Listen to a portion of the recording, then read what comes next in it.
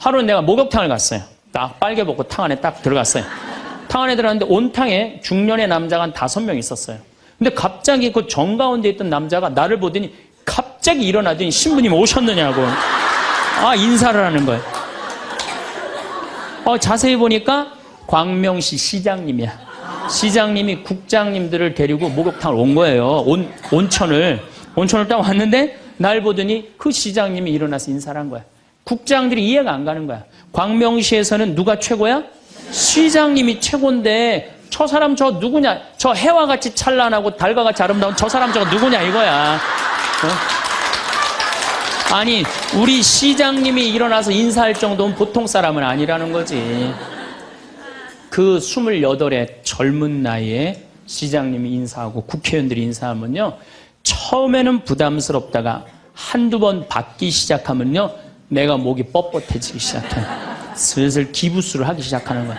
아니 시장 국회의원도 나한테 인사하는 판에 내가 누구한테 인사해? 교우들도 누가 먼저 인사해야 돼? 교우들이 먼저 인사해야 되는. 내가 인사 먼저 하지 않는 거예요. 나는 28에 신부가 됐어요. 아니 학생이다가 갑자기 신부가 됐는데 학교 다니다가 갑자기 신부된 거 아니에요. 7년 동안 신학교 하다가 맨날 학교에서 그냥 교수님한테 이 눈치 저 눈치 보다가 본당 신부 하다가 딱 신부 됐는데요. 교우들이요. 얼마나 사랑하고 존경하는 건지 1살서부터 100살까지 다 좋아하는 거예요. 1살짜리는 엄마가 데리고 와서 우리 애 좀 만져달라고 그러고 90살 먹은 할머니는 허리가 구부러졌는데 또 구부러가면서 신부님 손 한번 만지자고. 아니 그 젊은 나이에 어떻게 그렇게 존경받아요. 나는 판검사 그렇게 존경 못 받는다고 생각해요. 우리 신부니까 그렇게 존경을 받는 거예요. 악마의 유혹에 넘어가는 거죠. 교우들 무시하고 존중해 주지 않고. 예수님은 나는 섬김을 받으러 온 것이 아니라 섬기러 왔다고 그랬는데 이제 내가 섬김을 받는 입장에 이제 들어서는 거죠. 제가 한 번은 서울 모본당에 강의를 갔어요. 강의를 갔는데 이 강의를 하려고 했는데 마이크를 딱 잡았는데 마이크가 안 나오는 거예요. 마이크가 막 안 나오는데 막 사무장님이 막 쫓아 들어가더라고요. 한 2분이 지났는데 안 오는 거야. 안 나오는 거야. 관리장님이 또 들어갔는데 또 안 나오는 거야. 꾸리야 단장이 들어갔는데도 안 나오는 거야. 10분 동안 서서 있는데 참 멋쩍더라고요. 근데 제가 그 10분 동안 기다리면서 내가 미칠 뻔했어요. 내가 신학교 때 무슨 일을 했냐면 관리부장이라는 걸 했어요. 관리부장은 뭐냐면 신학교는 행사를 하고 야외 행사를 하면 우리가 다 마이크, 앰프 설치 다 했어요. 그걸 제가 다 했어요. 앰프 설치, 마이크. 그러니까 딱 보면은 알아요. 저건 저렇게 하면 금방 나온다. 어디를 가나, 무슨 기계를 봐나. 10분 동안 기다리면서 내가 거기 쫓아 들어가고 아는 척 하고 싶어서 내가 미칠 뻔했다니까요. 우리 인간은요, 누구에게나 무슨 유혹이 있느냐면 아는 척하고 싶은 유혹이 있는 거. 어느 인간에게나. 그게 나만 있는 게 아니라 여러분들도 다 있다는 거예요. 근데 여기에는 무서운 게 있어요. 뭐 무서운 게 있냐면 내가 아는 척을 하면서 다른 사람 무시하는 거예요. 교우들 무시하고 같이 사는 공동체 무시하고 듣지 않는 거예요. 아는 척 하려고 그럴 때 남의 얘기를 듣지 않을 때 아는 척하는 분들. 악마의 유혹에 넘어가는 분들이죠. 또 가진 척하는 분들. 이것도 뭐 그냥 전세 살면서 시계 막 롤렉스, 까르띠에 막 이런 거 차고 다니는 교우들 많아요. 가방. 우리나라가 4대 명품 시장이래잖아요. 가방도 보면 막 300만 원짜리 막 들고 다니는 자매들 많죠. 남편 월급이 300만 원인데 그걸 가방으로 바꿔갖고 한 달 내내 들고 다니는 거야. 한 달 내내. 아니 내가 밍크 코트를 하나 샀어. 밍크 코트를 샀는데 이거 한 번 1000만 원짜리인데 이거 입고 한번 성당에 나가야 되는데 이놈은 지구 온난화 때문에 왜 이렇게 겨울에 안 추워? 제발 좀 추워야지 한번 입고 나가는데 그래갖고 그냥 밍크 코트 입고 기다리다가 1월 말에 어떻게 하고 입고 나가면 속에는 그냥 민소매 소대나시 입고 그냥 치마 입고 그리고 그냥 밍크 코트 입고 나가는 사람들 많아요. 제가 우리 앞으로 뭐 내년 1월 15일 날 전력이 뭐 샷다운 된다고 그러잖아요. 그런데 보면은요, 호텔이나 백화점에 겨울에 가보면요, 다 반팔 입고 다녀요. 정신 나간 거죠. 가진 척. 그냥 겨울에 벗고 다니는 게 가진 척 하는 거 아닌데. 아는 척, 가진 척. 이거 다 해서 뭐 하고 싶어요? 잘난 척 하고 싶은 거예요. 여러분들 제일 꼴보기 싫은 게 뭐예요? 잘난 척 하는 거죠? 이쁜 여자들이 그냥 이쁜 척 하는 거. 이거 진짜 꼴보기 싫은 거죠. 근데 이쁘지도 않은데 이쁜 척하면 더 꼴보기 싫죠?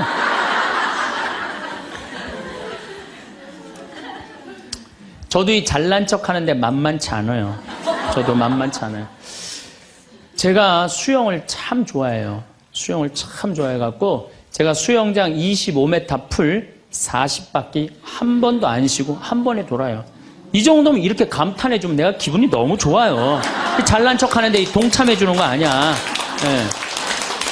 그리고 나는 점심 먹고 바다에 들어가면 저녁 먹을 때까지 바다에서 안 나와요. 그리고 저는 스킨스쿠버를 해요. 다이빙을 해갖고 아주 다이빙을 좋아해요. 그래갖고 뭐 동해바다, 제주도, 뭐 문섬, 새끼섬, 서귀포 앞바다에 있는 거, 포항에 또 뭐 다이빙, 그 다음에 무슨 뭐 저 괌, 파푸아 뉴기니 뭐 그 비행기 추락한 거 다이빙, 배 난파된 거 다이빙, 뭐 얼마나 다이빙을 좋아하는지 몰라요. 그리고 내가 또 우리 신부들하고 한번 그 동해바다에 놀러를 갔는데 늦 여름이에요. 이제 속초에 이제 갔는데 사람들도 별로 많지도 않았어. 근데 막 한 젊은 애가 한 100kg가 되는 애가 튜브를 하고 막 자꾸 바닷속으로 들어가더라고. 여자친구가 빨리 나오라고. 근데 얘는 뭐 와라 막 그러는데 설악산에서 바람이 불어갖고 튜브가 뒤집어진 거야. 그리고 얘가 난 수영할 줄 알았는데 쑥 들어가더라고요. 그 나오디 막 살려달라고 그러더라고.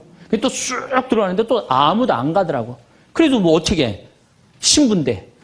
그래갖고 그냥 내가 막 쫓아 들어갔어요. 그랬더니 뭐 또 여기서 야 튜브 갖고 들어가. 걱정하지 마. 그래갖고 가보니까 너무 살이 찐 거예요. 그래갖고 그냥 다시 그냥 나와갖고 튜브를 다시 갖고 들어가갖고 목을 걸어갖고 끌고 나와갖고 물을 얼마나 얘가 토해냈는지 그 여자친구가 내가 너 때문에 못 쓴다고 막 때리고 그러는데 야 내가 죽은 사람도 내가 건져냈는데 술만 먹으면 이제 교우들한테 자랑을 하는 거예요. 내가 이런 사람이라고. 응. 근데 여자 하나가 신부님 훌륭하십니다. 대단하십니다. 여러분들처럼. 그럼 내가 얼마나 기분이 좋아요. 나는 수영장 이 25m 풀 40바퀴 한 번도 안 쉰다니까 그 여자 한다는 소리가 자기는 25m 풀 100바퀴 한 번도 안 쉰다는 거야. 아니 그럴 때 교우가 신부가 그렇게 말하면은 아우 신부님 대단하십니다. 그럼 얼마나 좋아요. 자기도 이제 잘난 척 하고 싶은 거지. 머리채를 다 확 젖뜯고 싶더라고요. 내가 또 질 수 있어? 아니, 나는 내가 신학교 때 단축 마라톤 내가 12km 토요일마다 맨날 뛰었다니까 자기는 42.195km 10번 완주패가 있다는 거예요. 우리가 한번 잘난 척 하기 시작하면 어떤 현상이 일어나느냐 하면은 내가 아는 유명한 사람, 내가 아는 유명한 정치인, 별 얘기를 다 해요. 다 끄집어내. 내 것도 아닌데. 지기 싫은 거지. 네. 그래갖고 이 잘난 척이 악마의 유혹에 넘어가는 거예요. 그런데 정말로 훌륭한 건 아는 것도 많고 가진 것도 많고 잘난 것도 많은데 주일날 반도 되고 차량 주차 봉사하는 형제들. 여기 내가 정말 부자야. 남편도 대단해. 그런데 그런 거 티 한 번 안 내고 성모에 설거지하는 자매들. 구역장 반장 봉사하는 자매들. 난 이분들이 훌륭한 분들이라고 생각해요. 예수님은 나는 섬김을 받으러 온 것이 아니라 섬기러 왔다고 그러죠. 근데 우리는 이상하게 이 잘난 걸 하면서 정말로 창피를 많이 당해요. 어떤 대령이 대령 진급을 한 거야. 3개, 밥풀떼기 3개, 무궁화 3개를 딱 하고 너무 기분이 좋은 거야. 누구한테 자랑을 하고 싶은 거야. 중령에서 대령으로. 근데 딱 이제 하는데 딱 이병이 딱 들어오니 딱 인사를 하니까 자랑을 하고 싶은 이병한테 뭐 자랑할 게 뭐 있어요. 그래갖고 전화를 딱 잡아갖고 잠깐만 기다리라고 내가 좀 중요한 전화가 있다고. 장군님, 무슨 김장군님하고 뭐 같이 우리 셋이 장군님 2분하고 식사할까요? 그리고 기분 좋게 딱 전화를 끊었어. 그래갖고 대령이 물어봤어. 자네 무슨 일 때문에 왔는가? 전화선 연결하려고 왔는데요. 그러면 여러분들 우리가 그럴 때가 많아요. 사실은 예, 정말 어처구니 없는 잘난 척을 해서 빠지는 늪이죠. 늪. 우리는 그런 늪에 빠지면 안 되지 않는가. 제가 홍콩에 가갖고 인도 신부 이렇게 이제 강의를 들은 적이 있어요. 근데 그 신부님이 참 재미난 얘기를 하더라고요. 한 성가대가 있는데 이 성가대에 30명인데 소프라노 자매 하나가 음이 자꾸 틀리는 거야. 음이 자꾸 틀려갖고 지휘자가 머리가 지끈지끈한 거야. 그래서 본당 신부를 찾아가서 신부님 우리 성가대에 소프라노 하나가 있는데 음도 틀리고 박자도 틀려갖고 성가대가 안 된다. 그러니까 신부님 제발 그 여자 좀 관두게 해라. 신부님 화가 났어요. 그래? 알았어. 내가 관두게 할게. 라고 불렀어요. 당신 때문에 30명 성가대가 안 된대잖아. 당신 좀 성가대 좀 관둬라. 30명을 위해서. 그랬더니 소프라노 단원이 한 말이 있어요. 좋다. 내가 관둬서 30명이 잘 된다면 나도 요구 조건이 하나 있다. 그게 뭐냐 그랬더니 신부님도 우리 3,000명 좀 잘 돼보게 좀 관둬라 좀. 여러분들 우리가요 본당 신부님들도 간혹 나 아니면 이 성당 못 짓는다고 그렇게 생각하는 분들 계신데 없어도 돌아가요. 돌아가게 돼 있어요. 여러분들도 제발 나 없으면 무너진다 이런 생각하지 말고 좀 겸손한. 그래서 여기 계신 분들 혹시 고향이 삼척인 분들 안 계세요? 아는 척, 가진 척, 잘난 척. 이 고향 삼척인 분 혹시 안 계세요? 많을 거예요. 보면은 아는 척하는 교우들 많아요. 뭐 얘기만 나오면 그냥 자기가 뭐 다 아는 것처럼 그냥 다른 사람 말도 못하게 그냥 자기가 다 말하는 사람 있어요, 없어요? 여행 다닐 때 보면은요, 그 뭐 해외 나갔다고 그냥 보면은 한 15명 모여서 이제 같이 여행 나가면요, 다 그냥 자기가 전문가야. 그냥 가이드보다 더 똑똑해. 다 아는 척하는 사람들 많아요. 잘 알지도 못하면서 그냥 잘 따라가기만 하면 되는 걸. 세발 낙지 그냥 낙지발이 3개다라고 우기고 싸우는 사람들도 많아요. 보면은 멕시코의 어떤 미국 하버드 MBA를 한 금융가가 휴가를 갔어요. 조그만 해안가 휴가를 갔는데 어부가 난 물고기 잡으러 나가겠다고 그 집에서 쉬었는데 물고기를 잡으러 나갔는데 2시간 만에 들어온 거야. 물고기를 20마리를 너무너무 싱싱한 걸 잡아 들어왔어요. 그래서 금융가가 물어봤어요.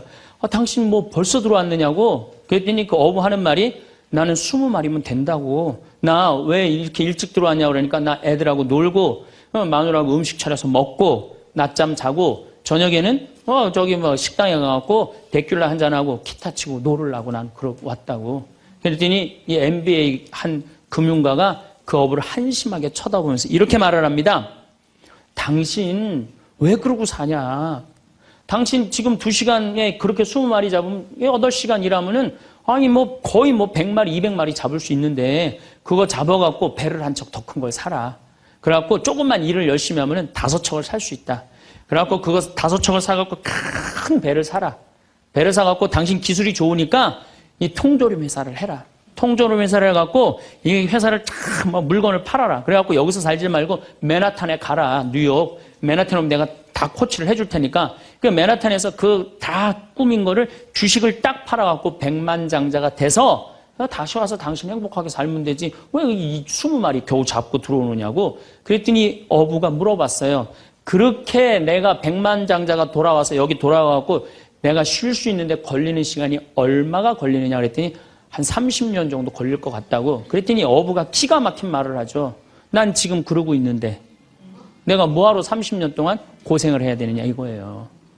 그러니까 이 어부한테는 돈이 행복을 주지 않는다고 생각을 한 거예요. 내가 지금 내 아이랑 부인이랑 행복하게 살면 되는데 뭐하러 욕심을 피고 사느냐는 거예요. 그러니까 여러분들이 고통스러운 이유가 뭔지 아세요? 욕심 필 때 고통스러운 거예요. 인생 쫙 돌아보실 때 언제 여러분들이 괴로운지 아세요? 욕심 필 때, 자식 욕심, 돈 욕심, 사람 욕심, 재물 욕심 이거 필 때요. 다 형제간에 의 갈라지고요. 내가 하느님 떠나고 다 하는 거예요. 그러니까 이 유혹에만 안 빠져도 1 더하기 1은 2라고 생각하고 사는 사람 절대 인생 괴롭지 않아요.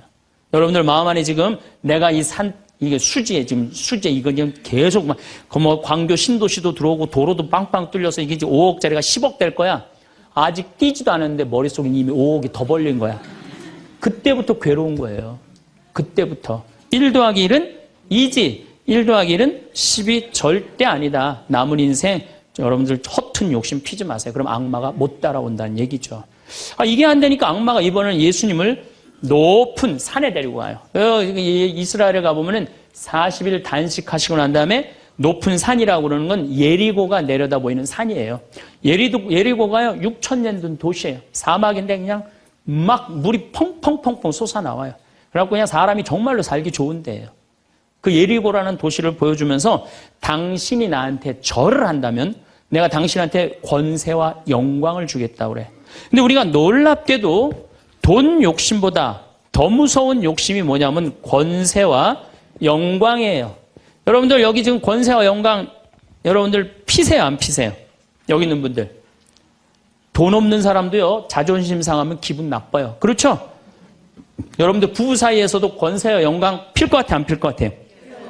당신 나 만났으면 쪽박 찼어. 당신 같은 사람 세상에서 살지도 못해. 나 만났으니까 이러고 사는 거야. 이러면서 부부 사이에도 누가 잘났다고 해? 내가 잘났다고 권세와 영광 드러내요. 이게요. 돈 없는 사람도 받는 유혹이 권세와 영광이에요. 이거 국회의원, 대통령만 받는 게 아니에요. 이거 제일 많이 받는 사람이 우리 신부들이에요. 신부들. 제가 31살에 평택 비전동이라는 성당에 본당 신부가 됐어요. 교우가 한 4,000명 되는데 뭐 아주 교우들이 착하고 아파트촌이라 그냥 돈도 너무너무 많이 내갖고 예산도 저 시골 교구보다 더 많았어요. 본당 예산이. 갔더니 교우들이 나보러 신부님 훌륭하십니다. 똑똑하십니다. 위대하십니다. 영민하십니다. 말마다 그런 얘기를 하는 거예요. 처음에는 그 말이 부담스럽다가 자꾸 들으면 어떻게 돼요? 세상에 내가 제일 똑똑하고 영민하고 위대하고 그런 줄 아는 거예요. 갑자기 교우들이 사모임원들이 신부님 이렇게 하시면 안 됩니다. 그럼 화가 나는 거예요. 왜 화가 날까요? 훌륭하고 똑똑하고 위대하고 영민한 내가 결정한 건데 어디다 나한테 반기를 드느냐 이거예요. 악마의 이 낚시에 딱 걸리는 거죠. 우리가 이게 너무 많은 유혹을 받아요. 우리가 신학교 졸업할 때 교수님들이 끊임없이 이렇게 얘기를 합니다. 예수님이 예루살렘에 입성할 때 당나귀를 타고 입성을 해요. 그렇죠? 낙이라는 게 얼마나 볼품없어요. 말은 타면은요 기분이 너무너무 좋아요. 근데 당나귀는 참 내가 기분이 나빠. 당나귀를 타면은. 그러니까 사람들이 욕을 할 때도 덩키 그러잖아요. 외국에서도 그렇고. 당나귀는 사람을 무시하는 거예요. 당나귀 같단 사람. 근데 이 당나귀에 그냥 예수님이 딱 올라타니까 예루살렘에 들어가니까 막 사람들이 막 옷을 벗고 막 환호를 하고 빨마가지를 흔들으니까 이 당나귀가 너무 신이 난 거예요. 이야, 드디어 나의 가치를 알아보는구나. 사람들이. 여러분들, 당나귀 보고 사람들이 손을 흔들었어요? 예수님 보고 사람들이 손을 흔들었어요? 예수님 보고 흔들었죠? 우리 신부들도 똑같아요. 나 때문에 교우들이 나 존경해 주는 거라고 난 생각하지 않아요. 누구 때문에 존경해 주는 거예요? 내 뒤에 있는 예수님. 만약에 내 뒤에 예수님이 없다면은 나 세상에 나가면요 쳐다도 안 봐요. 거들떠도 안 봐요. 그런데 처음인 걸 잘 알아요. 근데 1년이 지나고 2년이 지나고 5년이 지나면요 내 뒤에 예수님은 온데간데 없고 누구만 남어? 나만 남는 거예요. 악마가 나한테 절을 하면 권세와 영광을 주겠다는 거 똑같은 거죠. 제가 작년에 뉴욕 퀸즈라는 본당에 강의를 갔어요. 강의를 갔는데 교우들이 진짜 많이 왔어요. 지하에서 1층으로 올라오는 엘리베이터가 10명이 타는데 20명이 타고 엘리베이터가 꼈어요. 하고 911이 와서 막 전화해갖고 911이 엘리베이터에 있는 사람들 다 꺼냈어요. 그럼 하여튼 난리가 났어요. 이번 2월 달에 70 먹은 아주머니 아주 예쁘게 생기고 곱게 생겼어요. 요즘 70 먹어도 정말로 아줌마야. 아줌마가 딱 와서 신부님 제가 뉴욕 퀸즈에서 왔습니다. 저를 아십니까? 그래서 잘 모르겠는데요. 제가요 누구냐면요 신부님 강의 오셨을 때 엘리베이터에 낀 여자입니다. 그리고 왔어. 그런데 신부님이 그 강의를 했을 때 화가 나십니까? 라는 CD 그거를 사서 아들이 뉴욕 의대 수술 집도이래요. 대단한 거죠. NYU 대학의 수술 집도이면. 근데 우울증이 있었는데 그걸 출퇴근에 듣고 다니면서 맨날 웃어서 우울증이 없어졌다는 거예요. 그러니까 아들이 한국에 돌아가면은 꼭 평창에 가고 신부님한테 고맙다고 얘기하라고. 내가 그 정도로 대단했다는 얘기예요. 네. 그래갖고 이제 강의가 끝나고 그 가브리엘 신부님이라고 1.5세 신부님인데 아주 정말로 젠틀한 신부님이야. 같이 이제 사제관을 가는데 여자 하나가 따라오는데 미국 여자가 따라오는 거예요. 영어로 막 떠드는 거예요. 뭐라고. 근데 대충 그런 얘기예요. 자기는 한국말을 모르는데 신부님 강의에 감동받았다는 거예요. 이야, 내 강의 이제 감동받다 못해 이제 미국 여자까지 내 강의 감동을 받는구나. 고맙다고. 근데 본당 신부님 자꾸 빨리 가재는 거예요. 기분이 나쁘더라고요. 지금 미국 여자가 내가 감동받아서 얘기하자는데 말 끊으니까. 그래도 어떻게 본당심이 최고 아니에요. 나는 초청 받아서 간 사람이고. 그래서 다음에 얘기하자고 고맙다. 그리고 신부님하고 사제관으로 가는데 신부님이 그 여자가 안 보이니까 나한테 하는 소리가 신부님 저 여자 이거라고 이거. 우리가 한번 권세와 영광을 추구하다 보면요, 주는 것도 덥석덥석 받아먹는 게 인간이에요. 주는 것도 덥석덥석 받아먹는 게 인간이에요. 여러분들 지금 대통령은 아니더라도 전 대통령들 청와대에 들어갈 때 보면 다 70% 지지율이 들어갈 때, 근데 나올 땐 전부 똑같이 10%대였어. 다. 왜 10%대로 떨어질까요? 5년 동안 밑에 있는 사람들이 훌륭하십니다. 대단하십니다. 위대하십니다. 영민하십니다. 5년 동안 들으면요, 5년째 판단력이 흐려지는 거예요. 그런데 이거는 대통령뿐만 아니라 저나 여러분들이나 누구에게나 빠질 수 있는 유혹이야. 나 없으면은 이 집 망한다. 나 없으면 우리 사목회 망한다. 나 없으면 우리 구역 망한다. 나 없으면 우리 레지오 망한다. 나 없으면은 우리 성모회 망한다. 절대 그런 생각하지 마세요. 없어져도요, 잘 돌아가요. 그랬더니 예수님이 한 분이신 하느님만을 경배하여. 정말 어쩜 말씀마다 이렇게 맞는 말씀만 하세요. 사람이 빵만으로 사는 것이 아니라 뭘로 산다고요? 하느님의 말씀으로 사느니라. 여러분들 이 말씀이라는 게요, 내가 이제 지금 60대신 분들 지금부터 공부를 하면은요, 그 깨달음의 깊이는 말할 수 없이 깊대요. 지금부터 막 진리를 탐구하고 막 깨달음의 그런 세상 속으로 나가고 기도 열심히 하면은요, 여러분들은 말할 수 없는 깊은 세계에 빠져들 수 있다는 거예요. 예수님 말씀으로 사느니라, 이 말씀 맞는 얘기예요.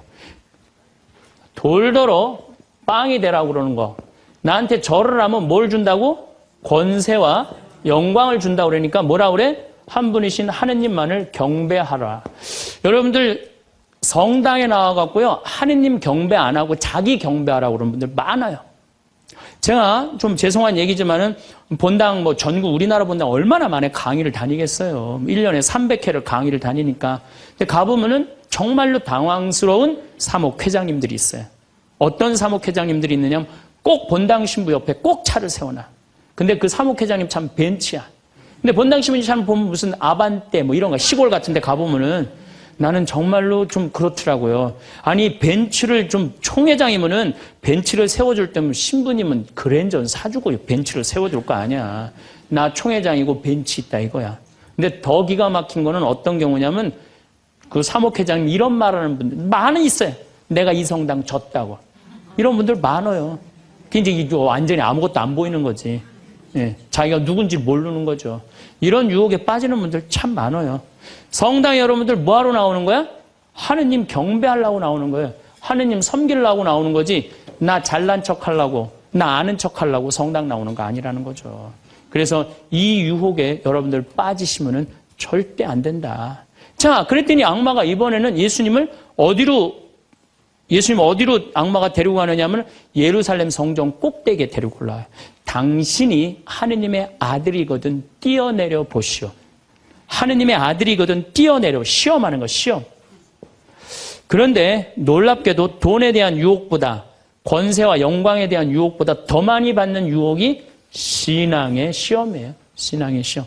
여러분들 유혹에 빠지세요, 안 빠지세요? 많이 빠져요. 하느님이 계실까 안 계실까, 이거 의심하는 사람들 많아요. 여기 있는 분들 난 의심 한 번도 안 했다. 그거는 있을 수 없는 일이에요. 의심 안 할 수가 없어요. 우리 인간은. 성인들도 마지막까지 악마들이 유혹을 한다는 거죠. 성인들도. 우리나라 한국 천주교 교우들이 505만 명이에요.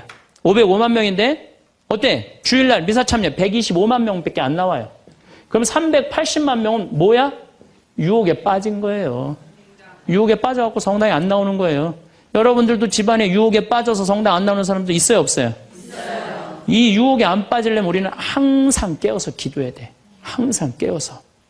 악마가 뭐라고 유혹하죠? 주일날 새벽 미사를 이제 가야 돼. 일이 많아갖고. 그러니까 그냥 새벽에 또 무지하게 추워. 악마가 속삭여. 야, 이렇게 추운데 너 일주일 동안 고생했는데 잠이라도 푹 자야 될 거 아니냐. 그래갖고 그냥 아이 그래 대미사 가자. 미사는 대미사가 최고야. 악마가 또 꼬셔요. 그래 대미사 가자. 그래갖고 이제 아침에 한 10시쯤 하려고 그랬는데 악마가 그래. 너 지금 결혼식에 가야 되는데 그렇게 급하게 왔다 갔다 하면 미사 하는 것 같지도 않아. 저녁 미사 가. 그래? 그럼 저녁 미사 내가 가야지. 결혼식 갔다 와갖고 저녁 미사 가려고 그랬더니 악마가 하는 말이 이번 주 깔끔하게 제끼고 다음 주부터 열심히 나가자. 거기에 이제 한 번 빠지고 두 번 빠지고 그러면은 어떻게 돼요? 아예 성당에 가기 싫은 거예요. 그래서 우리가 악마는요, 한 분이신 하느님을 시험하지 말아라. 그랬는데 뭐라고 그러고 떠났냐면 다음 기회를 엿보고 떠나. 다음 기회를 엿보고. 우리 인간이 받는 유혹이 가장 많이 받는 유혹이 돈에 대한 유혹입니다. 근데 1 더하기 1은 2지 1 더하기 1은 절대 10이 아닙니다. 더욱이 이제 2만 달러가 넘었으면은요, 떼돈이 순식간에 버는 그런 시대는 지납니다. 2만 달러는 내가 노력한 만큼, 그리고 뭐 5천 달러에서 2만 달러 올라갈 때는 세금도 막 떼어먹어도 돼요.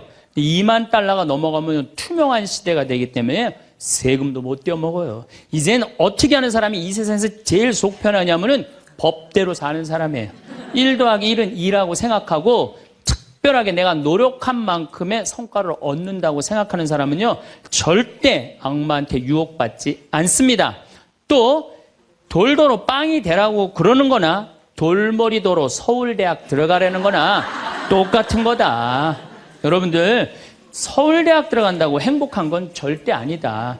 여러분들, 의사가 행복 지수가요, 180개 의사 직업 가운데 의사가 179등이라는 통계도 있어요. 그리고 항상 의사가 만족도, 직업 만족도 항상 꼴등이에요. 항상. 얼마나 스트레스를 받는지 몰라요. 오진하면 오진해서 스트레스, 환자가 너무 오면 너무 와서 스트레스, 안 오면 안 와서 스트레스예요. 그 비싼 학비 어렵게 공부하고. 그러니까 출세한다고 행복한 건 아니다. 자, 이제 여러분들 이 자식한테 미쳐갖고 자식한테 일생을 보냈어요. 그러면은 60이 돼서 자식이 여러분들하고 살아주겠어요? 그럼 누가 여러분들하고 산다고요? 남편이 살아요, 남편이. 그런데 같이 사랑을, 결혼해갖고 사랑의 탑을 하나도 쌓지 않은 거예요. 혹시 내가 궁금해서 물어보는 거예요. 혹시 여기 계신 분들 중에 결혼할 때 정말로 남편 정말로 사랑해서 결혼하신 분들 혹시 계세요? 정말 궁금해서 물어보는 거예요. 궁금해서. 아, 있으세요? 자, 여러분들 착각하는 게 있어요. 여자 23, 25 예쁠 때예요. 피부 기가 막힐 때예요. 그 다음에 허리 잘록해요. 허리 잘록해갖고 치마 입혀놓으면요, 너무 예뻐. 맵시도 나고요. 피부도 좀 전에 30살 먹은 반장님 내가 봤는데 좀 예술이야. 30살만 해도 가슴도 예쁘고. 그런 이 에스트로겐이, 이 23, 5때는 에스트로겐이 막 쏟아져 나오는 거예요. 막 쏟아져 나오는 거예요. 이런 예쁜 여자를 27, 8살 먹은 남자가요, 웬만하면은요 반하게 돼 있어요. 그건 사랑해서 반하는 게 아니에요. 젊은 남녀가 만나면은요 끌리게 돼 있어요. 그거는 사랑하는 감정 때문에 끌리는 게 아니라 그 나이 때는 도파민이라는 호르몬이 나와서 끌리는 거예요. 도파민이라는 호르몬. 그래갖고 끌려갖고 이제 데이트라는 걸 해요. 데이트를 했는데 이 남자 여자가 같이 데이트를 하면은 손도 잡고 막 그러잖아요. 손도 잡고 팔짱도 끼면은요 너무 행복하고 황홀해요. 그럼 이 남자를 사랑해서 황홀한 게 아니에요. 요 단계, 다음 단계에 들어서면은 페닐에틸암이라는 호르몬이 나와서 황홀한 거예요. 예. 근데 막 안고 뽀뽀를 했는데 막 구름 위를 둥둥 떠다니는 것 같아. 이건 사랑해서 둥둥 떠다니는 게 아니에요. 이거는 옥시토신이라는 호르몬이 나와서 둥둥 떠다니는 거. 옥시토신이라는. 이거는 놀랍게도 보다 더 강해요. 그래갖고 하루라도 안 맞으면 미치죠. 연애할 땐 똑같아요. 하루라도 그 남자 안 보면 미칠 것 같은 거예요. 이건 사랑해서 미치는 게 아니에요. 보다도 더 강력한 물질이 나와야 되는데 그 남자를 만나야지 나오는데 안 만나면 안 나오잖아. 그러니까 막 보고 싶고 막 미치는 거예요. 그래서 상사병이 걸리는 거예요. 그래서 상사병이 걸리는 거예요. 사랑해서 상사병이 걸리는 게 아니에요. 이 호르몬이 쏟아져 나와야 되는데 그걸 부모가 막거나 로미오와 줄리처럼 가족이 집안이 막거나 이러면 미치는 거예요. 그래갖고 그냥 부모가 반대를 했는데도 엄마 난 저 남자 없으면 난 죽을 것 같아. 이때는요 이성이 수독돼 버려요. 이성이 마비가 돼요. 눈에 갑자기 콩깍지 확 껴요. 판단력이 없어져요. 그래갖고 나쁜 남자, 능력 없는 남자, 그런 남자도 좋은 거예요. 그 남자 없으면 죽을 것 같으니까. 그래서 중내 사내 해갖고 결혼을 시켜요. 그래갖고 결혼을 시키고 그냥 한 집에서 그냥 살면 깨가 쏟아지지. 근데 이제 애가 딱 하나 나오면은 놀랍게도 이 세 가지 호르몬이 딱 멈춰버려요. 안 나와요. 이게 죽을 때까지 나오면 다행인데 600일 나오고 딱 멈춰버려요. 자, 여러분들 여기 지금 한 50, 60 되신 분들 처녀 때 막 가슴 막 방망이 지르고 막 그런 기분 지금도 느껴요? 지금도 그런 거 나오는 분들 계세요? 그거는요 똑같은 사람인데요 호르몬의 문제예요. 호르몬의 문제예요. 이거는 우리가 이해하지 못하는 건데 아주 중요한 거예요. 아주 중요한 거예요. 여자를 보면 막 가슴이 막 뛰고 막 손만 만져도 그냥 1년 동안 막 그 느낌이 그냥 가고 막 이러는 게 호르몬은 사랑 때문에 그런 게 아니라니까요. 그럼 호르몬이 멈췄는지 어떻게 알 수 있느냐? 어떻게 알 수 있느냐? 젊었을 때는 치마만 입고 그냥 브라우스만 입어도 그냥 남자가 그냥 가슴이 나 터질 것 같다고 너 보면 너무 행복해서. 그런데 결혼해갖고 애가 하나 나와갖고 옷을 벗고 왔다 갔다 하는데 남편이 이러는 거예요. 야, 춥고 안 보이잖아. 왜 왔다 갔다 해? 테레비 앞에서 빨리 비켜. 아니 옷을 벗고 왔다 갔다 하는데도 테레비 안 보인다고 비키라고 그러면은요 이 호르몬은 딱 멈춘 거예요. 끝난 거야. 이건 끝난 거예요. 근데 놀랍게도 우리가 어떤 착각을 하느냐면은 사랑이 식었다고 생각해요. 사랑이 식었다고. 그게 아니에요. 이 호르몬이 쏟아져 나올 때 하느님이 남녀를 묶어준 거예요. 그럼 결혼을 해서부터 사랑의 탑을 쌓아가야 돼. 계속 쌓아가야 돼. 근데 우리는 딱 결혼하자마자 엄마는, 이 문제는 애가 하나 나오면 여자는 옥시토신이 계속 나와요. 왜 계속 나오냐면 젖을 먹이면서 애가 막 까무락까무락 그러는 거 보면서 아장아장 걷는 거 보면서 남자 없어도 돼. 얘만 있어도 돼. 그냥 얘한테 미치는 거예요. 그럼 남자는 또 뭐를 갈구하냐면 도파민을 갈구해요. 도파민이라는 건 남녀가 처음 만났을 때 첫눈에 반하는 때 나오는 호르몬이에요. 그러니까 이제 부인한테는 안 나오는 거야. 그냥 나가 젊은 여자한테 전전긍긍하면서 그냥 그 도파민 맛을 계속 느끼는 거예요. 그 여자는 자식 키우는데 미쳐있고 남자 나가서 돈 버는데 바깥에서 미쳐있는 거예요. 그렇게 30년 동안 남남으로 사는 거예요. 남남으로 살다가 남자는 이제 60이 넘어갖고 사회에서 가라고 그러니까 집에 들어오고 여자는 이제 자유롭게 살라고 그랬더니 이게 완전 체인징 파트너를 하는 거냐. 그래갖고 남편이 집에 들어왔고 사랑이 하나도 없는 사람, 사랑하는 사람 밥 세끼 차려주는 것도 힘든데 사랑하지도 않는 남자 밥 세끼 차려주는 거 좋아요, 나빠요? 나빠요? 좋아요?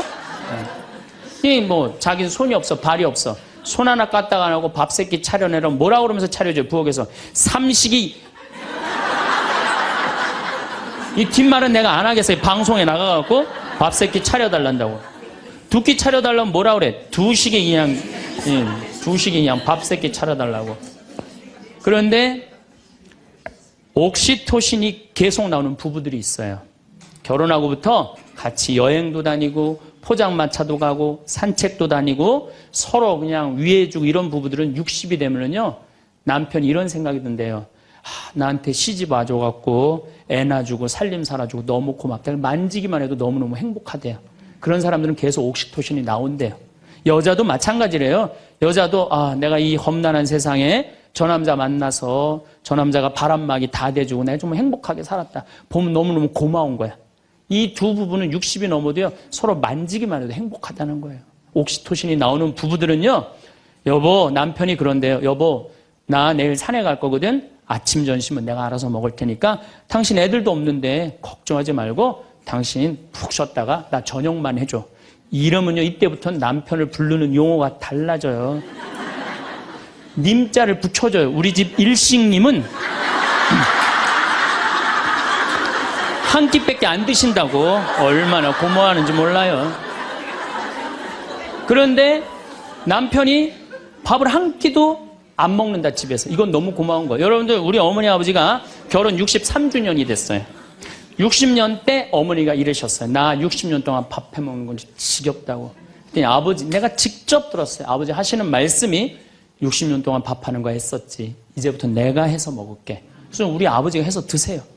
집에서 한 끼도 부인한테 상 차리라고 안 하면은 이때부터는 대통령 아들 대접해 주는 거예요. 영식님을 대통령 아들이라고 부르는 거거든요. 우리 집 영식님은 한 끼밖에 한 끼도 안 드신다고.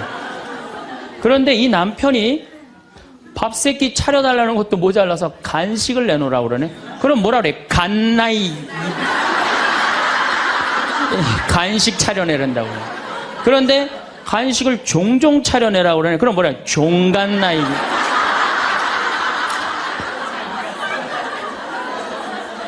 여러분들, 우리나라에서 제일 인기 있는 신랑감 1위는 송혜 선생님이라고 그래요. 송혜 선생님. 송혜 선생님은 전국 노래자랑하러 다니느냐고 생전 집에서 밥을 안 먹는데.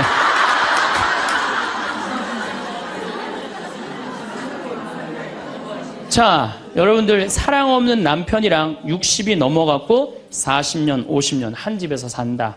만만치 않은 일이에요. 보통 심각한 문제가 아니에요. 네.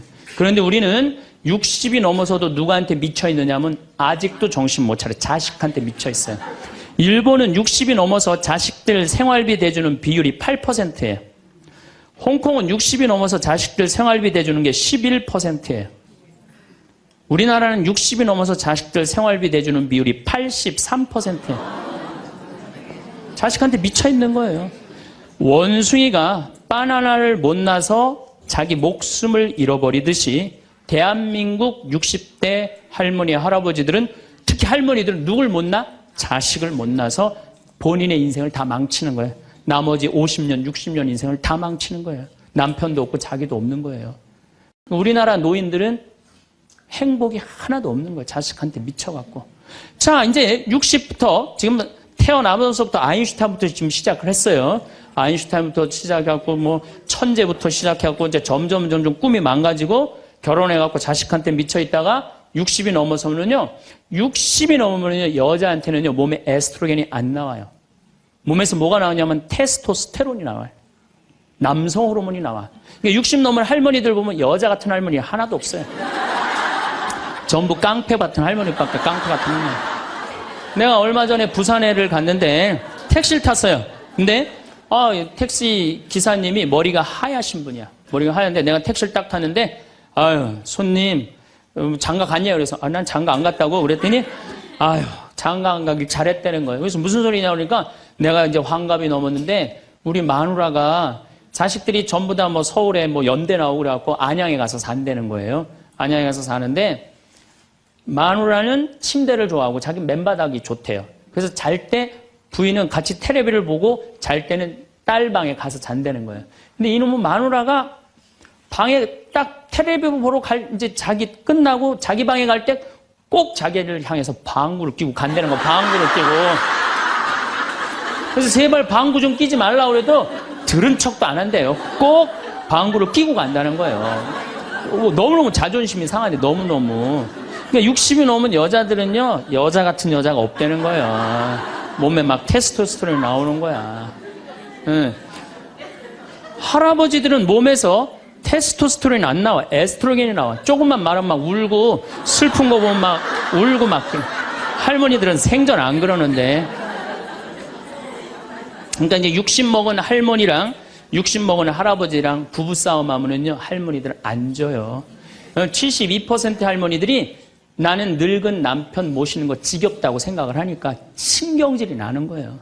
부부싸움 하면 절대 할머니도 안 져요. 몸에 테스토스테론 흘러 넘치겠다. 애들 막 들었다 놨다 해갖고 팔뚝도 남편보다 더 굵겠다.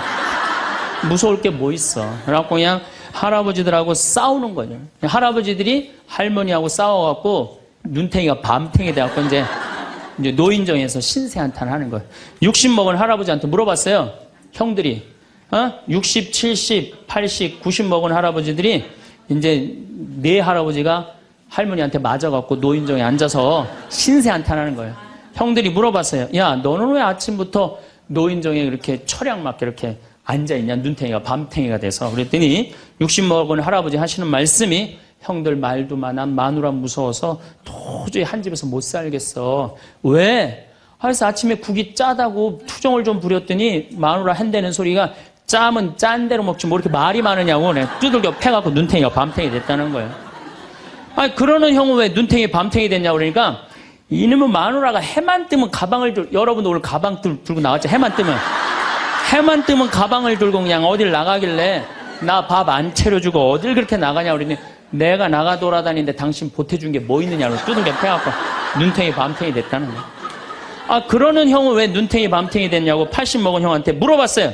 그랬더니 80 먹은 형이 하시는 말씀이 난 집에 있는 게 하도 심심해서 마누라 나가는 길에 나도 따라 나가면 안 되냐 그랬더니 어딜 따라 나오냐고 그러고 두들겨 패갖고 눈탱이 밤탱이 됐다는 거예요. 90 먹은 그러는 형은 왜 눈탱이 밤탱이 됐냐고 그러니까 그래서 아침에 눈을 떴더니 마누라가 밤새 안 죽고 또 눈 떴다고. 그래갖고 요즘에 90 먹은 할아버지들이 고민이 많대요. 아침에 일어나갖고 눈을 떠야 되는 건지 말아야 되는 건지 고민이 많대.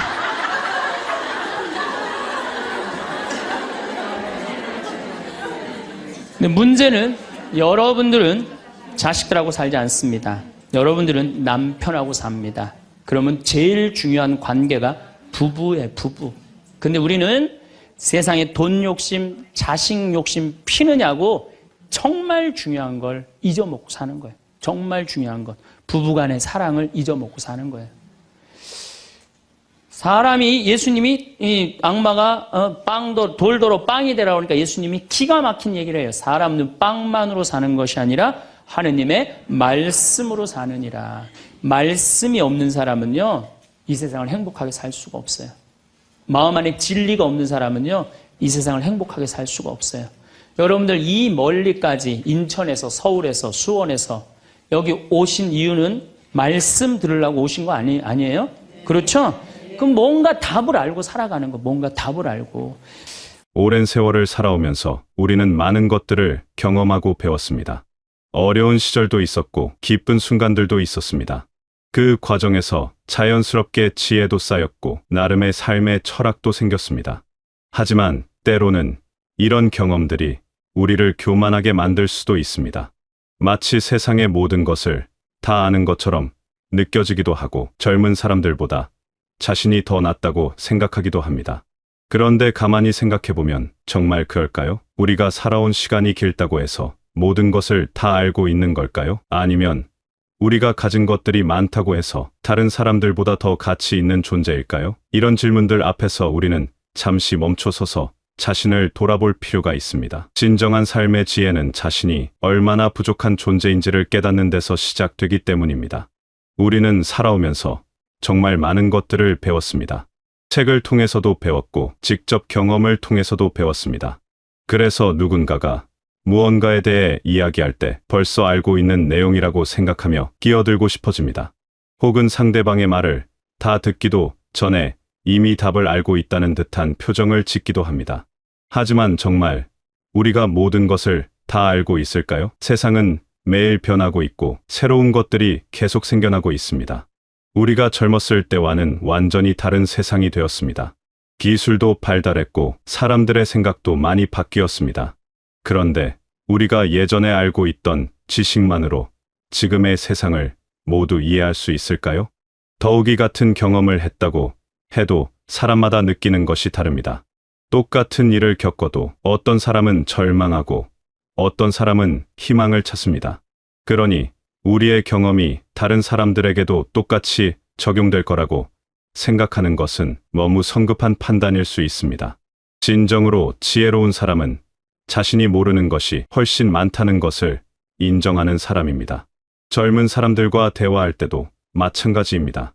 그들이 무언가에 대해 이야기할 때 우리는 이미 다 아는 이야기라고 생각하며 관심을 끄기 쉽습니다. 하지만 그들의 시각에서 바라본 세상은 우리가 보는 것과 다를 수 있습니다. 새로운 관점이나 참신한 아이디어를 가지고 있을 수도 있습니다. 우리가 아는 척하며 그들의 이야기를 차단한다면 우리는 배울 수 있는 소중한 기회를 놓치는 것입니다. 살아오면서 우리는 여러 가지를 축적해왔습니다. 집도 마련했고 저축도 했습니다. 사회적으로도 어느 정도 인정받는 위치에 올라섰을 수도 있습니다. 이런 것들은 분명 우리가 열심히 살아온 결과입니다. 자랑스러워할 만한 일들입니다. 하지만 때로는 이런 것들이 우리를 교만하게 만들기도 합니다. 다른 사람들과 비교하며 자신이 더 많이 가졌다고 생각하게 됩니다. 경제적으로 여유롭지 못한 사람들을 보면 은근히 우월감을 느끼기도 합니다. 자신의 성취를 자랑하고 싶어하고 다른 사람들도 인정해주기를 바랍니다. 그런데 정말 우리가 가진 것들이 우리를 더 가치 있는 사람으로 만드는 걸까요? 돈이 많다고 해서 더 행복한 걸까요? 큰 집에 살고 좋은 차를 탄다고 해서 더 훌륭한 사람인 걸까요? 가만히 들여다보면 그렇지 않다는 것을 알 수 있습니다. 진정한 행복은 물질적인 풍요에서 오지 않습니다. 가족과 함께 보내는 평범한 시간에서 느끼는 따뜻함이 더 소중할 수 있습니다. 이웃과 나누는 정겨운 대화가 비싼 물건보다 더 큰 기쁨을 줄 수 있습니다. 건강한 몸으로 산책을 하며 느끼는 자유로움이 어떤 사치품 값진 것일 수 있습니다. 또한 우리가 가진 것들은 언제든지 사라질 수 있습니다. 경제적 어려움이 닥칠 수도 있고 건강을 잃을 수도 있습니다. 그럴 때 우리가 의지할 수 있는 것은 물질이 아니라 우리 주변에 있는 사람들입니다. 평소에 다른 사람들을 무시하고 자신만 잘났다고 생각했다면 정작 도움이 필요할 때 외로울 수밖에 없습니다. 우리는 때때로 자신의 능력이나 경험을 과시하고 싶어 합니다. 다른 사람들에게 인정받고 싶고 존경받고 싶어 합니다. 그래서 자신이 얼마나 뛰어난지를 보여주려고 노력합니다. 자신의 성공담을 자주 이야기하고 어려운 일을 해낸 경험담을 들려줍니다. 하지만 이런 행동들이 정말 우리가 원하는 결과를 가져다 줄까요? 사람들은 자랑을 좋아하지 않습니다. 누군가가 계속해서 자신이 잘났다고 이야기하면 듣는 사람은 불편해집니다. 처음에는 예의상 맞장구를 쳐주지만 점점 그 사람을 피하고 싶어집니다. 특히 다른 사람들을 무시하는 태도를 보인다면 더욱 그렇습니다. 자신보다 경험이 적은 사람이나 사회적 지위가 낮은 사람을 대할 때 건방진 태도를 보인다면 주변 사람들은 그것을 다 지켜보고 있습니다. 그리고 그런 사람과는 깊은 관계를 맺고 싶어 하지 않습니다. 결국 잘난 척하는 마음은 우리를 더욱 외롭게 만듭니다. 사람들이 우리 곁에서 멀어져 갑니다. 진정한 친구를 사귀기 어려워집니다. 어려울 때 도움을 청할 사람도 없어집니다. 자신이 뛰어나다고 생각했던 것들이 오히려 자신을 고립시키는 벽이 되어버리는 것입니다. 반대로 겸손한 사람들을 생각해 보십시오. 자신을 낮추고 다른 사람들을 존중하는 사람들 주변에는 항상 사람들이 모여듭니다. 그들의 이야기에 귀를 기울이고 함께 있으면 편안함을 느낍니다. 그런 사람들이야말로 진정으로 존경받는 사람들입니다. 그렇다면 겸손하다는 것은 무엇일까요? 겸손은 단순히 자신을 낮추는 것이 아닙니다. 자신의 한계를 인정하고 다른 사람들에게서 배우려는 마음가짐입니다. 자신이 완벽하지 않다는 것을 받아들이고 계속해서 성장하려는 의지입니다. 겸손한 사람은 나이나 경험에 관계없이 모든 사람에게서 무언가를 배울 수 있다고 생각합니다. 어린아이의 순수한 질문에서도 깊은 깨달음을 얻을 수 있습니다. 자신보다 경험이 적은 사람의 참신한 아이디어에서도 배울 점을 찾습니다. 심지어 실수를 한 사람을 보면서도 자신을 돌아보는 계기로 삼습니다. 또한 겸손한 사람은 다른 사람들의 아픔을 이해하려고 노력합니다. 자신도 완벽하지 않다는 것을 알기 때문에 다른 사람들의 실수나 부족함을 너그럽게 받아들입니다. 비판보다는 격려를 먼저 생각하고 정죄보다는 이해를 우선시합니다. 이런 마음가짐은 우리 자신에게도 큰 유익을 가져다 줍니다. 스스로에 대해서도 너무 엄격하지 않게 됩니다. 실수를 했을 때 자책하기보다는 배움의 기회로 받아들입니다. 완벽하지 않아도 괜찮다는 것을 알기 때문에 마음이 편해집니다. 겸손은 또한 우리를 더욱 지혜롭게 만듭니다. 자신이 모른다는 것을 인정할 때 비로소 진정으로 배울 수 있게 됩니다. 안다고 생각하면 더 이상 배우려 하지 않지만 모른다고 인정하면 계속해서 새로운 것을 흡수할 수 있습니다. 이것이야말로 평생에 걸친 성장의 비결입니다. 겸손한 마음은 특히 사람들과의 관계에서 빛을 발합니다. 다른 사람을 대할 때 자신이 더 낫다는 생각을 버리고 똑같은 인간으로 대한다면 관계는 훨씬 깊어집니다. 상대방도 그런 마음을 느끼고 마음을 열게 됩니다. 가족들과의 관계에서도 마찬가지입니다.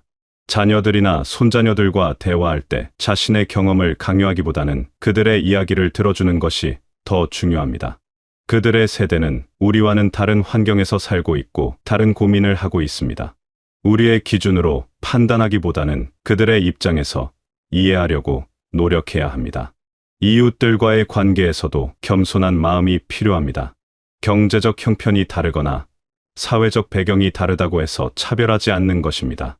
모든 사람에게는 각자의 사연이 있고 나름의 어려움이 있습니다. 겉으로 드러나는 것만으로 사람을 판단해서는 안 됩니다. 또한 다른 사람들을 도울 때도 겸손한 마음이 중요합니다. 도움을 준다고 해서 상대방보다 우월하다고 생각해서는 안 됩니다. 오히려 도움을 받는 사람에게서도 배울 점이 있을 수 있습니다. 그들의 강인한 의지력이나 긍정적인 마음가짐에서 감동을 받을 수도 있습니다. 겸손은 하루아침에 이루어지는 것이 아닙니다. 매일매일의 작은 실천이 쌓여서 만들어지는 것입니다. 아침에 일어나서 거울을 볼 때마다 자신에게 물어보는 것입니다. 오늘 하루도 겸손한 마음으로 살 것인지를 말입니다. 다른 사람과 대화할 때는 먼저 들어주는 연습을 해야 합니다. 상대방이 무슨 이야기를 하는지 끝까지 귀 기울여 듣는 것입니다. 중간에 끼어들어 자신의 경험담을 늘어놓고 싶은 마음을 참고 상대방의 말에 집중하는 것입니다. 쇼핑을 하거나 식당에 갔을 때도 겸손한 마음을 실천할 수 있습니다. 나이가 많다고 해서 젊은 직원들을 함부로 대하지 않는 것입니다. 정중하게 말하고 고맙다는 인사를 잊지 않는 것입니다. 작은 실수가 있어도 너그럽게 넘어가는 것입니다. 대중교통을 이용할 때도 마찬가지입니다.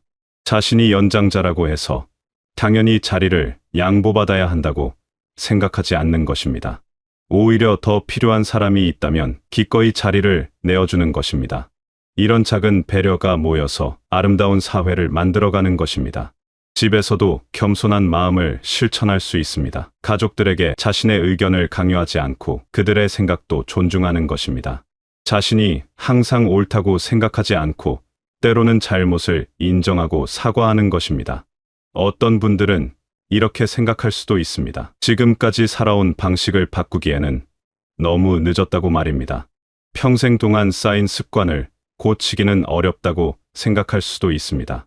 하지만 변화는 언제나 가능합니다. 나이가 들었다고 해서 변할 수 없는 것은 아닙니다. 오히려 인생의 경험이 많아질수록 진정한 가치가 무엇인지 더 잘 알 수 있습니다. 젊었을 때는 보이지 않았던 것들이 이제는 보입니다. 중요하다고 생각했던 것들이 사실은 그리 중요하지 않았다는 것을 깨닫습니다. 이런 깨달음이야말로 겸손한 마음의 시작입니다. 변화는 작은 것부터 시작하면 됩니다.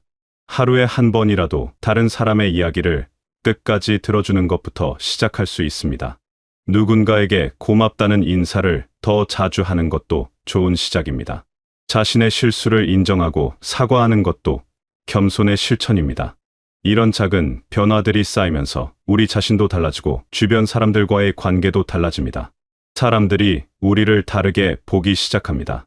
더 편안하게 느끼고 더 가까이 오고 싶어 합니다. 그러면 우리의 삶도 훨씬 풍요로워집니다. 겸손한 마음으로 살아가면 무엇보다도 마음이 편해집니다. 다른 사람들과 비교하며 초조해하지 않아도 됩니다. 자신을 과시하기 위해 애쓰지 않아도 됩니다. 완벽해야 한다는 부담감에서도 벗어날 수 있습니다. 자신이 부족하다는 것을 인정하면 오히려 자유로워집니다. 모든 것을 다 알 필요도 없고 모든 것을 다 가질 필요도 없습니다. 지금 가진 것에 감사하고 지금의 자신을 받아들이면 됩니다. 이것이야말로 진정한 평화입니다. 또한 겸손한 마음은 우리를 더욱 관대하게 만듭니다. 다른 사람들의 실수나 부족함을 보아도 화내지 않습니다. 자신도 완벽하지 않다는 것을 알기 때문입니다. 이런 관대함은 주변 사람들에게도 전해져서 더 따뜻한 관계를 만들어갑니다. 겸손은 또한 우리에게 진정한 기쁨을 가져다 줍니다. 다른 사람의 성공을 보며 질투하지 않고 함께 기뻐할 수 있게 됩니다. 젊은 사람들의 패기를 보며 부러워하지 않고 격려할 수 있게 됩니다. 이런 마음으로 살아가면 매일매일이 더 즐거워집니다. 이 인생은 유한합니다. 우리에게 주어진 시간은 제한되어 있습니다. 그렇다면 남은 시간을 어떻게 보낼 것인지가 중요합니다. 다른 사람들을 무시하고 자신만 잘났다고 생각하며 보낼 것인지 아니면 겸손한 마음으로 사람들과 따뜻한 관계를 만들어가며 보낼 것인지 선택해야 합니다. 겸손한 마음으로 산다는 것은 약해진다는 뜻이 아닙니다. 오히려 진정으로 강해지는 것입니다. 자신의 부족함을 인정할 수 있는 용기가 필요하기 때문입니다. 다른 사람들을 존중할 수 있는 넉넉한 마음이 필요하기 때문입니다. 이런 것들이야말로 진정한 강함입니다. 또한 겸손한 마음으로 산다는 것은 포기한다는 뜻도 아닙니다. 계속해서 배우고 성장하려는 의지를 가지는 것입니다. 새로운 것에 도전하는 것을 두려워하지 않는 것입니다. 다만 그 모든 것을 겸손한 마음으로 하는 것입니다. 겸손한 마음은 우리를 더욱 아름답게 늙어가게 해줍니다. 주름이 늘어가고 머리가 휘어져도 마음만큼은 더욱 따뜻해지고 너그러워집니다. 그런 모습이야말로 진정으로 아름다운 모습입니다. 젊은 사람들도 그런 모습을 보며 존경하게 됩니다. 살아온 세월이 길다고 해서 모든 것을 다 안다고 생각하지 않으실 겁니다. 가진 것이 많다고 해서 다른 사람들보다 더 가치 있는 존재라고 생각하지도 않겠지요. 경험이 풍부하다고 해서 다른 사람들을 무시하는 일은 없을 것입니다. 오히려 그 모든 경험이 우리를 더욱 겸손하게 만들어주는 소중한 자산이 되실 거라 믿습니다. 겸손한 마음으로 살아가는 것이 쉽지만은 않습니다. 때로는 자존심이 상할 수도 있고 억울할 수도 있습니다. 하지만 그럴 때마다 우리가 얻는 것이 무엇인지 생각해 보시기 바랍니다. 진정한 친구들과 따뜻한 관계와 마음의 평화를 얻을 수 있습니다. 이것들이야말로 돈으로 살 수 없는 진정한 보물들입니다. 여러분의 남은 인생이 겸손하고 따뜻한 마음으로 가득 차서 주변의 모든 사람들에게 위로와 격려가 되는 축복 가득한 삶이 되시길 바라겠습니다.